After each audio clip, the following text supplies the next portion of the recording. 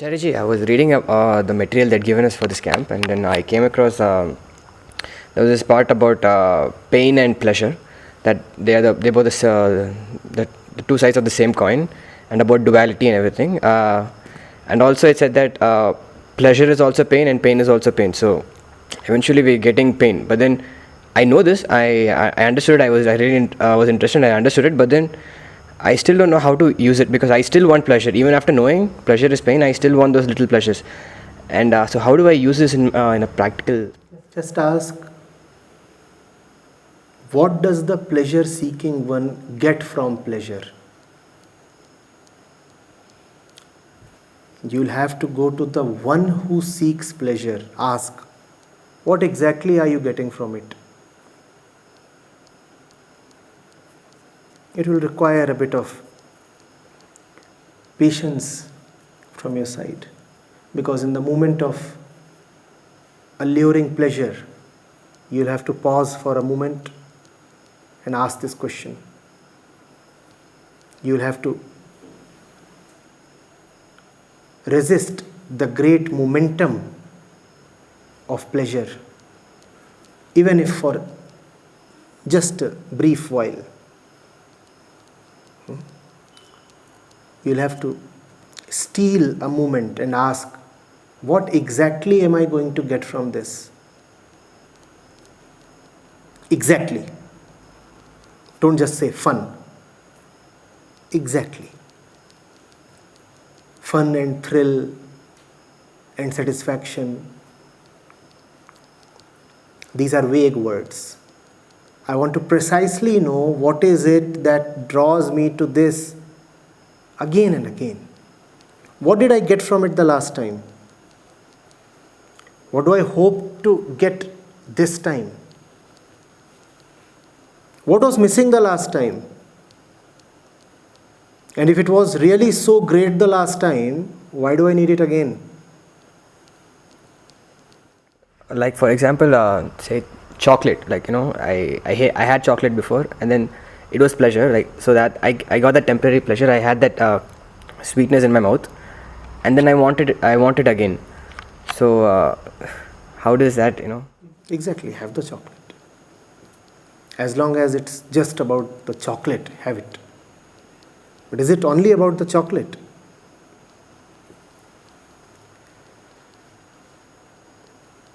When you reduce it to the level of a chocolate, you make it very difficult for yourself to see the exact dynamics of it.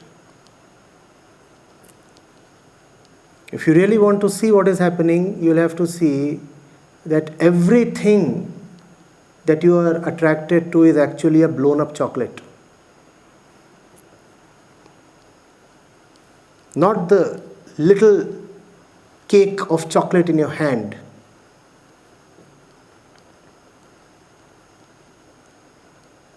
Massive blown up chocolate this entire world is. What are you getting from here?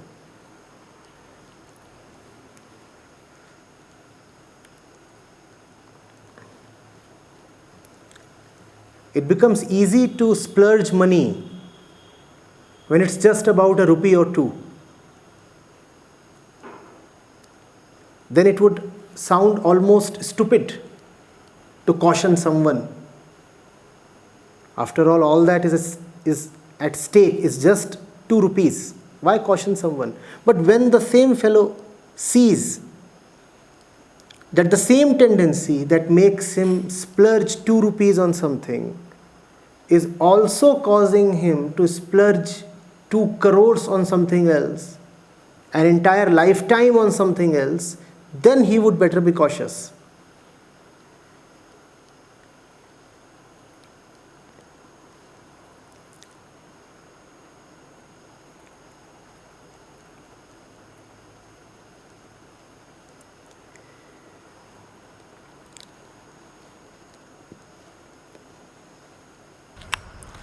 So like being aware of this would help me. It's the other way around. When you are aware of the big things, then you see how the seemingly little things are all small images of that big thing. And then you don't like those small things. If you could see, for example, that the same tendency that draws you to chocolates again and again is what draws you to girls again and again, then after a massive heartbreak, you'd probably want to avoid chocolates as well. But avoiding chocolates would not help you avoid girls. It can't be the other way around. When you'll see that just as you are avoided, or just as you are attracted to girls, you're also attracted to chocolates. Chocolates happen to be a small thing, so they cause you a proportionately smaller loss. The chocolatey girl, she gave you one huge blow in the heart. Then it will become easy for you to avoid the chocolate. Sir, recently I find that I'm becoming insensitive towards suffering, sir. I'm getting used to it. So I want to become more conscious of it. Like I want to feel the intensity, the urgency of it. Like, suffering of mine or like which is around. Nobody is insensitive to suffering. Nobody. It's just that we are sensitive to more and more gross levels of suffering. If somebody hits you so hard that you bleed, you won't remain insensitive to your physical state, would you? But you do not bother when somebody hits you in a subtle way. So we all are sensitive to suffering. The difference lies only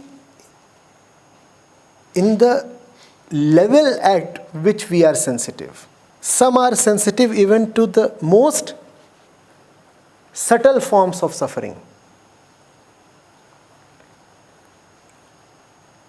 Some are so sensitive that they know that it is suffering to be standing in the middle of a shopping mall and being assaulted from all sides with lights and goods for sale and advertisements. There are some who would acknowledge their suffering even at that subtle level. And there are some who declare that they are suffering only when they get hit at the physical level. You need to acknowledge the subtle forms of suffering that you experience. That happens when you stop naming them in a delusory way. And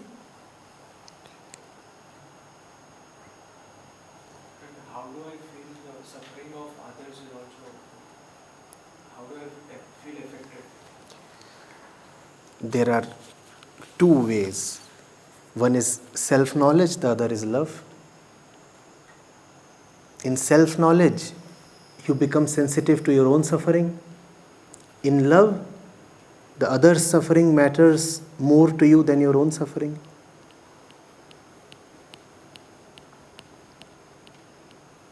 If you have neither love nor self-knowledge,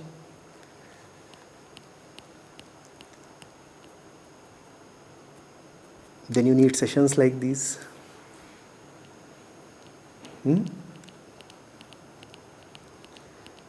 Sit with me for long.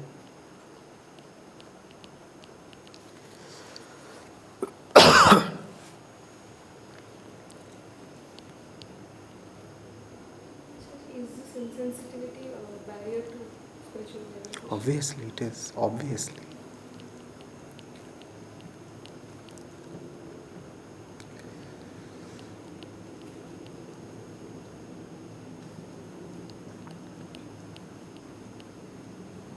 You are not insensitive. Let me assure you. I can see a few things.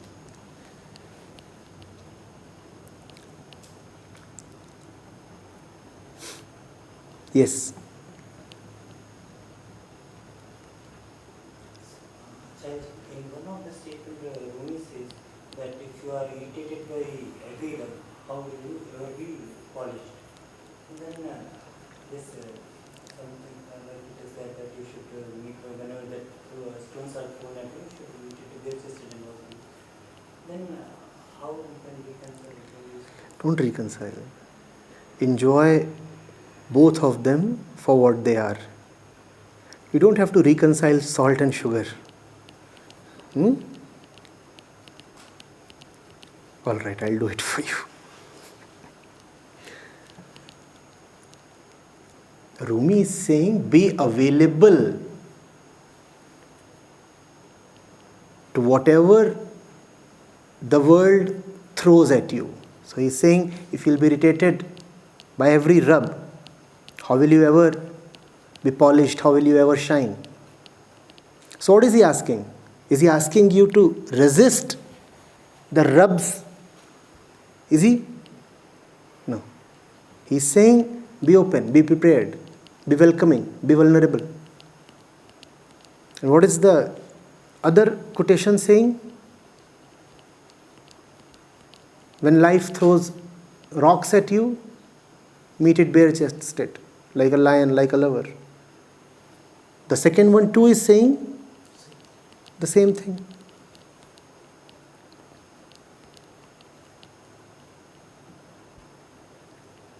The first one has fineness.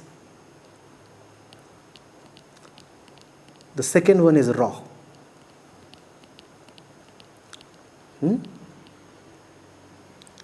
Choose your flavor. This is slightly weird, but I'm facing a situation with people around me. I love animals, like a lot.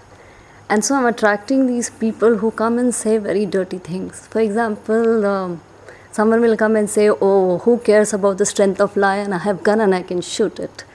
Or they will come and say that old cow should be killed and eaten. What is the big deal about it? They look at calf and they say, yum, yum. I don't know why I'm attracting all these things, but it makes me very angry. And in my mind, not externally, but in my mind, I wish them the same.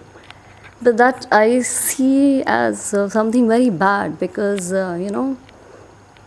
something is wrong there. And the rate at which it is happening, I feel, oh my God, it's taking all my spiritual, whatever I've been doing to a, backstage. My insensitivity has become has crippled me there. First of all, how are you insensitive if you love animals? So it cannot be fragmented. You are sensitive, first of all. And it is your sensitivity towards your own displeasure, your own hurt that is making you ask this question. Right? So you are sensitive, that's okay. Sensitivity merely means you are conscious of something. Something registers on your radar, that is sensitivity. You are not oblivious about something that is happening, that is sensitivity. All right? Sensitivity is not about reacting in a particular way. Sensitivity is just being conscious. All right, I know of it, yes. Now these people who are coming to you, they want to be challenged. They want to engage you in a debate. Somewhere within they know that something needs to change in them. But they do not know what, why, and how. And they are not humble enough to come and admit that they need help. So instead of pleading for help, they would poke fun at you, or irritate you, or hurt you, or even abuse you.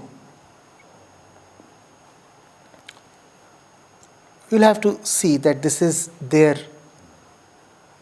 concealed cry for help. But you need not rush to help them.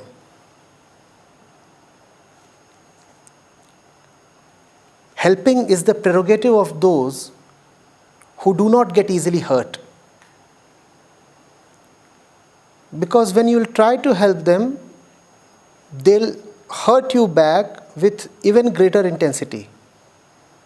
If you are vulnerable to hurt, then it's better for you that first of all you insulate yourself.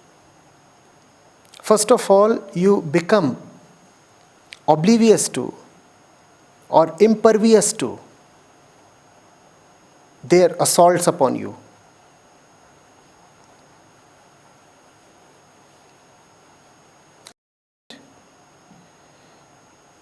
How will the fellow come and say, "Ma'am, please teach me what's wrong with meat eating"?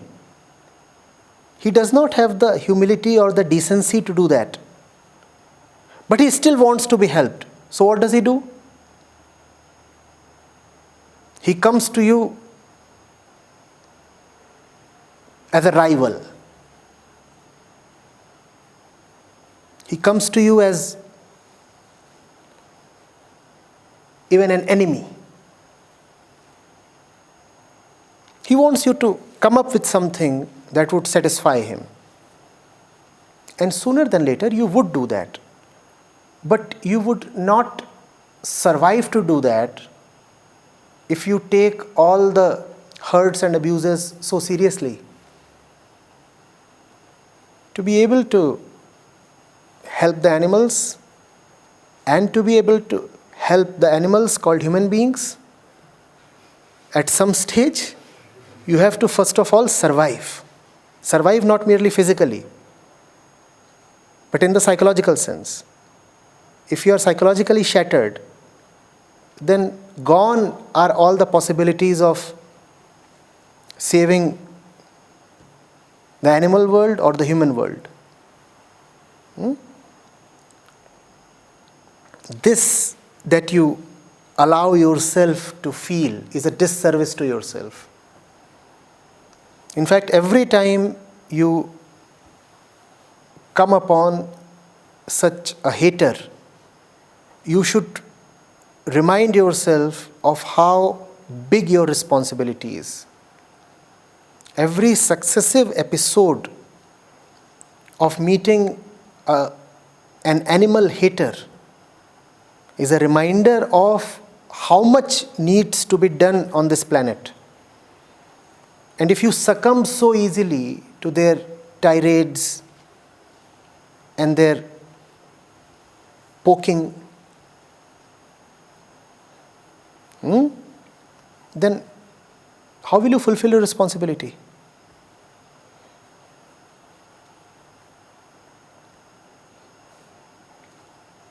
Getting it? You use just the right word. You are attracting these people. Yes, you are attracting them, and for the right reason. The problem is not that you are attracting them. If anything, the problem is that right now you are not in a position to attract them and do justice to them. So build yourself up, and then you would come to a point when you can really consciously attract them. Come. Let's wrestle. Let's really engage each other. Let's talk.